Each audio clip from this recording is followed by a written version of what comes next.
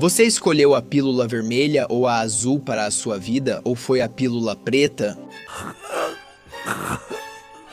David Sacks escolheu a pílula vermelha e está levando essa ideia para a comunidade de tecnologia. Não só aparece uma foto de David no dicionário quando você procura o termo based, como o cabelo grisalho dele se parece suspeitosamente com o do gorila das costas prateadas. David Sacks pode ser a personalidade mais subestimada do Vale do Silício, e isso está prestes a mudar nos próximos anos, como vamos descobrir. Porque David está começando a seguir o manual de como ganhar influência e poder, e ele está ignorando os haters e certos meios de comunicação nesse processo. A boa notícia, como disse Red Jackson, é que ninguém vai. Mas falaremos mais sobre isso depois. Quem não sabe para onde ir na carreira pode aprender muito com David.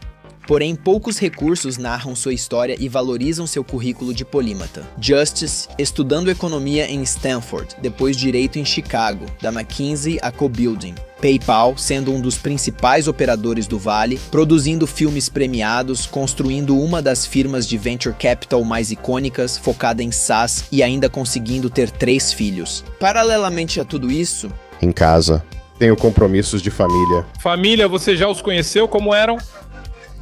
Eles são tudo... que você esperava? Eu tive que conhecer o novo garoto. Ele tem 19 anos. Qual é o curso dele? Hoje vamos explorar o Giga Bateman, que é David Sacks, sua ascensão ao dinheiro e ao poder, e o que podemos aprender com isso. E por que ele pode em breve se tornar o titã do Vale do Silício de quem você mais ouve falar.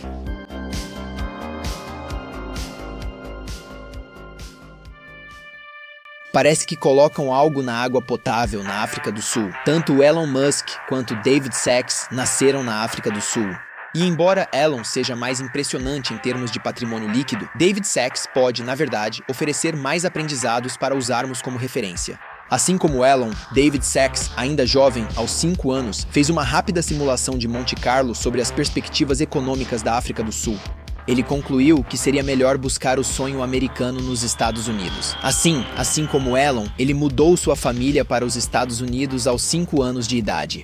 17 anos depois, após muitas festas universitárias e sendo sempre um absoluto, Chad e Sacks obtiveram seu bacharelado em economia em Stanford aos 22 anos de idade. Me formei na faculdade em 1994 e a escola de direito era o caminho padrão para pessoas inteligentes, ou para pessoas que eram apenas boas nos estudos, mas não sabiam o que fazer da vida.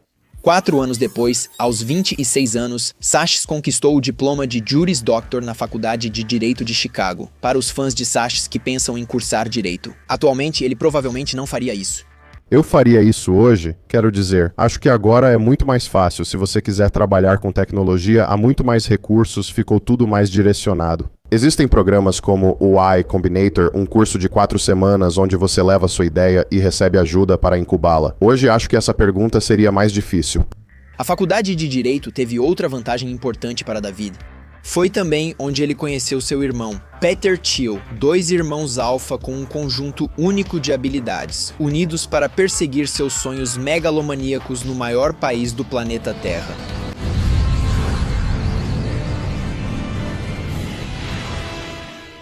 Mas primeiro, Dave caiu na clássica armadilha do prestígio que já discutimos no meu vídeo, o caminho de carreira para pessoas ambiciosas, e por que isso é uma armadilha.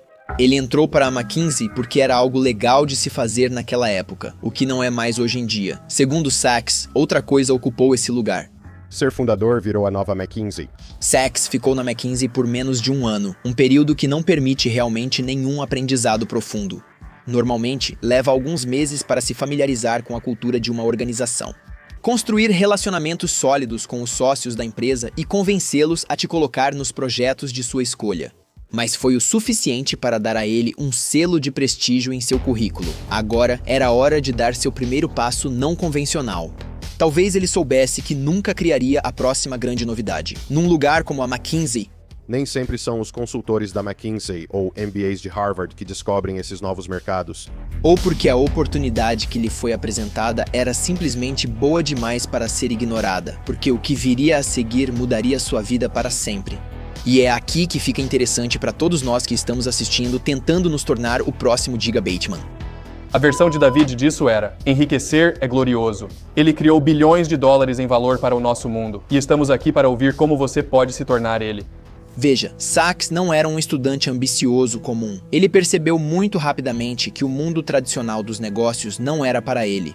Não importava o tamanho do pote de ouro no final. Mesmo sabendo que em 20 anos eu seria o maior, ainda assim não faria isso. Ele não queria se limitar a uma progressão salarial linear.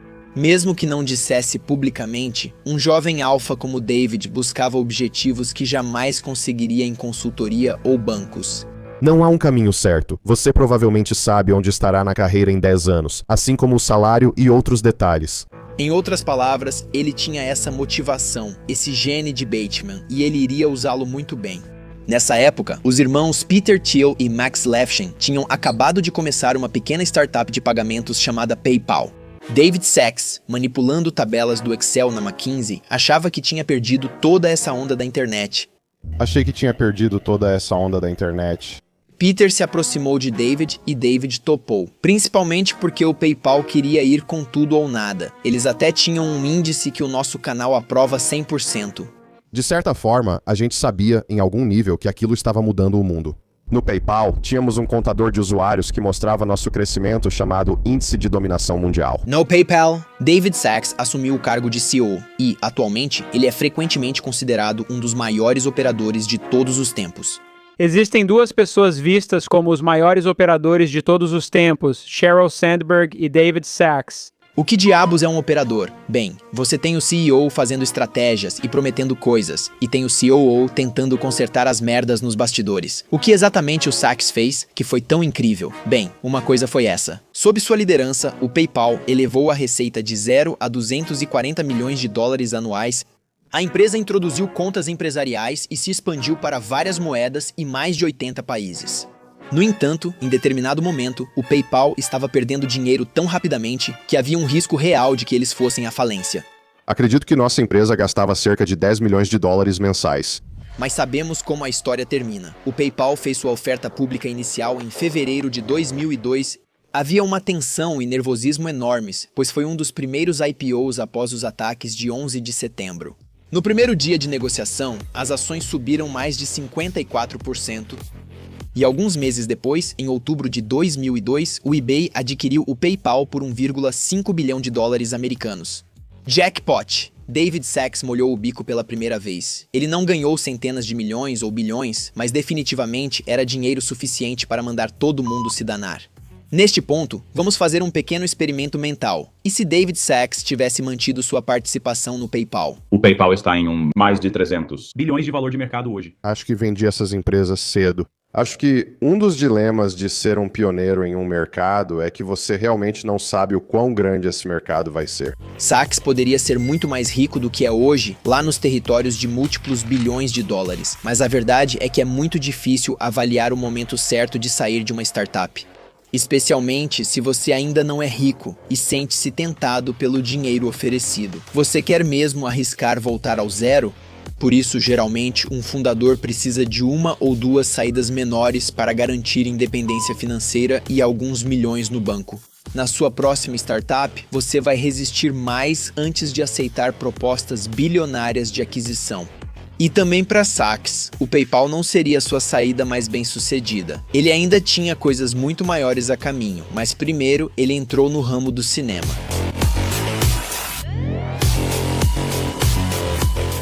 Sempre gostei de filmes e assistia muitos, principalmente no terceiro ano da faculdade de Direito. O filme mais popular que Sacks produziu e financiou é o filme Obrigado por Fumar. O filme mostra os esforços de Nick Naylor, principal porta-voz da indústria do tabaco que faz lobby pelos cigarros, enquanto também tenta continuar sendo um exemplo para seu filho de 12 anos. E é claro, David foi bem sucedido nisso. O que você esperava?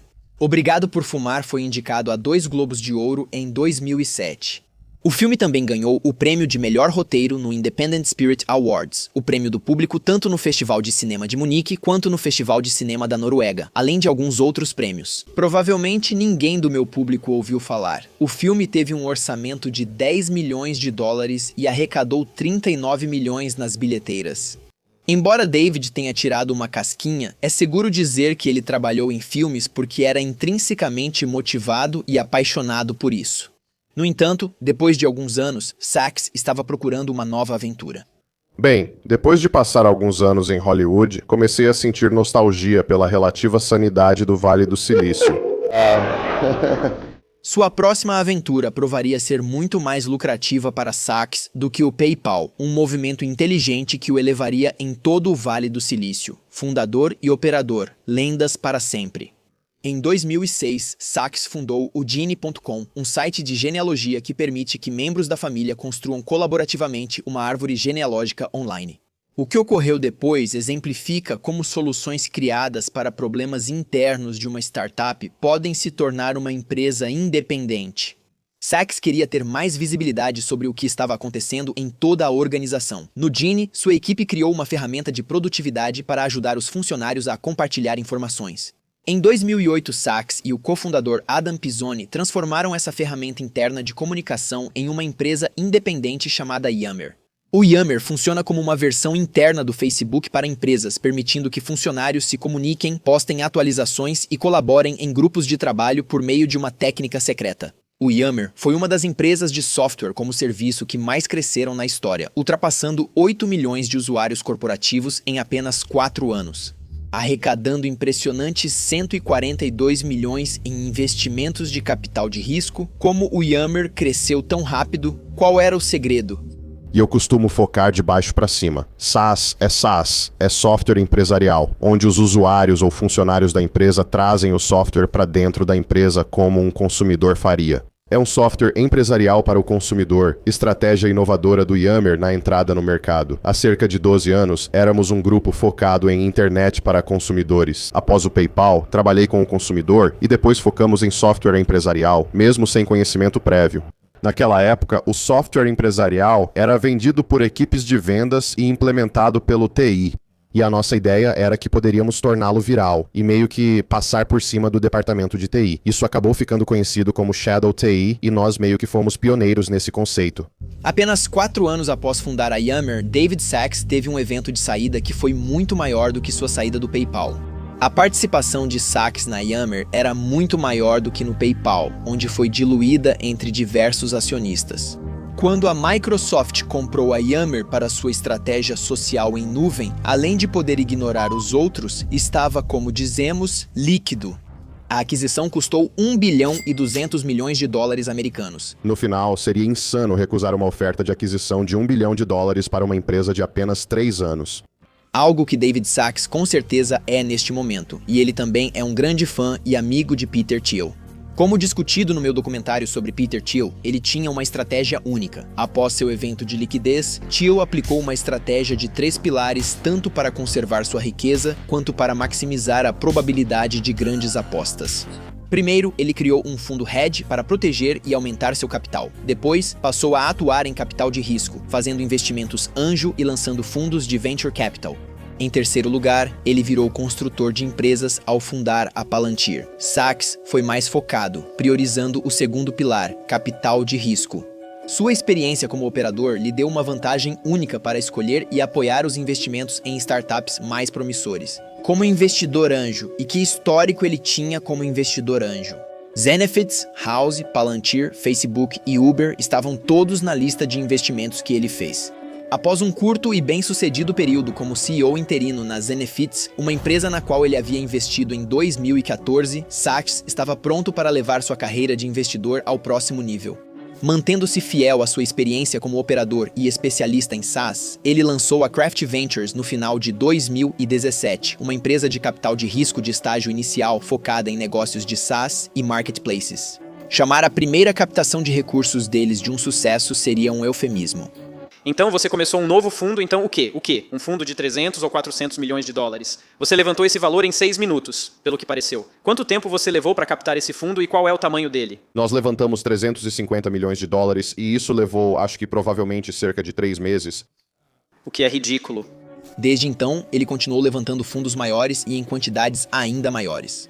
Um fundo de capital de risco de 500 milhões de dólares em 2019, um fundo de capital de risco de 612 milhões de dólares em 2021 e um fundo de crescimento de 510 milhões de dólares no mesmo ano, aproveitando sorrateiramente toda a liquidez do sistema. Mas quem pode culpá-lo?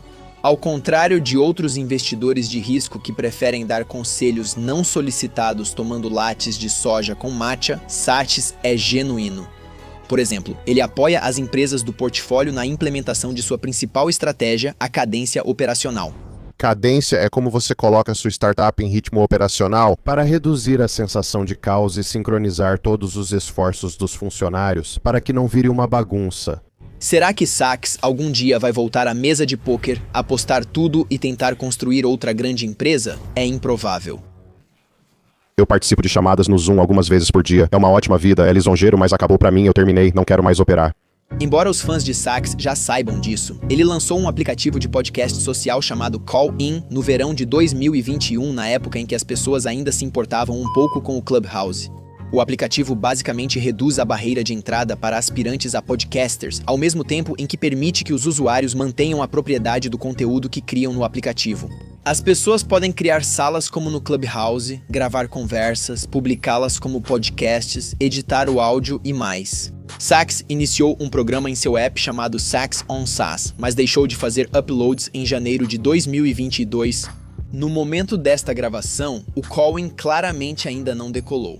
No geral, é justo dizer que Sachs agora é principalmente um investidor, administrando um fundo de capital de risco perfeitamente orquestrado com bilhões em ativos sob gestão. E só precisa participar de algumas chamadas no Zoom por dia. O que resta para Sachs fazer neste momento? Ele claramente também não é muito fã de passar tempo demais na natureza. Quero dizer, Sachs nunca vai entrar na floresta e nem chegar perto de uma árvore. Ele não sai de casa. Às vezes saio de casa, mas prefiro ir a um estande de tiro ao ar livre. Então, o que tem para fazer? Exatamente. Aumentar sua influência, por exemplo. Assim como seu amigo Peter Thiel, quando se trata de política, David Sachs não esconde suas opiniões. A liberdade de expressão foi digitalizada, isso fez com que a praça pública fosse privatizada e a primeira emenda foi eutanasiada. Essas crianças vão para essas escolas, passam 5 anos lá. Eles se formam em algo progressista que não aumenta seu poder de ganho. Esses diplomas não valem nada, certo? A coisa mais assustadora que você pode ouvir é, sabe, eu sou do governo, estou aqui para ajudar, esse tipo de coisa. Meus amigos do podcast estão sendo despertados para a realidade de alguma forma. Ele tem uma opinião clara sobre a maioria dos assuntos. E ainda mais interessante, se ele não tem uma opinião, ele simplesmente admite isso. Sachs, você ficou quieto. Sei que odeia o meio ambiente e a regulamentação. O que acha? Eu só não estou muito por dentro desse assunto, então prefiro não opinar. Sachs é visto como um conservador radical por muitos espectadores, mas na verdade ele é alguém que se importa mais com a causa do que com o partido. O que é outro paralelo com seu amigo Peter Thiel. Nunca me vi como conservador, e sim como um liberal dos anos 60 que valorizava a liberdade de expressão. A maneira como David exerce mais influência na cena do poder político é tendo opiniões claras sobre os assuntos e sendo vocal sobre elas. Doando dinheiro para políticos e causas de seu interesse e organizando eventos de arrecadação de fundos, alguns deles controversos. Eu quero te perguntar sobre o evento de arrecadação de fundos que você está organizando. O governador da Flórida, Ron DeSantis, figura bastante divisiva, tomou decisões questionáveis em relação à saúde pública. Sei que você não concorda com tudo, mas por que apoia um candidato tão divisivo, especialmente diante da crise global de saúde atual? Mas além de Peter Thiel, David também está assumindo o controle da distribuição. Ele começou a levar o podcast Alin mais a sério no terceiro e quarto trimestre de 2020, junto com seus melhores amigos, Jason Calacanis, Shamaat Palihapitiya e David Friedberg. Desde então, ele tem ganhado cerca de 10 mil a 30 mil seguidores no Twitter por mês, muito mais do que antes. No podcast, ele e seus amigos falam sobre tudo: política, negócios e tecnologia, sob a perspectiva de 4 gorilas da tecnologia. No passado, David Sachs aprendeu que a distribuição é incrivelmente importante para startups. E é óbvio que agora ele está aplicando esses aprendizados à sua marca pessoal. Bem, isso é interessante. Quero dizer, o podcast All In foi mais como uma brincadeira. Foi algo que eu fiz com alguns amigos com quem eu jogava poker. Daí o nome. Começamos em março do ano passado, durante a Covid, quando todos estavam em casa. Foi tipo, vamos fazer esse podcast. Isso ajudou a manter nossa sanidade. E de alguma forma encontrou um público e as pessoas gostaram. Então isso nos incentivou a continuar com ele. O grande benefício é controlarmos a distribuição das nossas ideias, algo que considero muito importante hoje. Ainda mais, já que David sempre esteve ciente do perigo da liberdade de expressão ser digitalizada e da primeira emenda ser eliminada. Como ele chama hoje em dia, é muito fácil ser cancelado se você discordar da turma woke, mas não para Sacks. Senti que precisava me manifestar mais, porque, economicamente, mesmo se for cancelado, ainda estarei bem. David é cronicamente crítico da mídia, e mesmo que ele tenha começado a aparecer cada vez mais em veículos de mídia tradicionais, principalmente na Bloomberg, ao se posicionar em vários temas importantes, ele ainda não quer depender da mídia tradicional para transmitir seu ponto de vista. O podcast Alim é um meio perfeito para isso, apesar de alguns percalços no processo. Eu falo por 5 segundos sem interrupção, porque não posso continuar. David Sacks construiu uma vida cheia de cores para si mesmo, equilibrando várias paixões e, mais importante, conseguindo ter sucesso em todas elas. A vida dele oferece muitas lições para todos nós, que estamos construindo nossas carreiras e planos mestres para dominar o mundo no futuro. E vai valer a pena segui-lo no futuro. Por fim, ele tem alguns conselhos para todos nós que estamos trilhando caminhos não convencionais, onde às vezes você pode ser tentado a correr um risco de reputação para alcançar seus objetivos. Sabe, acho que uma das coisas que nunca fica muito clara quando você está na escola, mas posso te dizer que é super importante no mundo do trabalho, é o poder da sua reputação. É como as pessoas percebem sua qualidade e o quão bom é seu trabalho.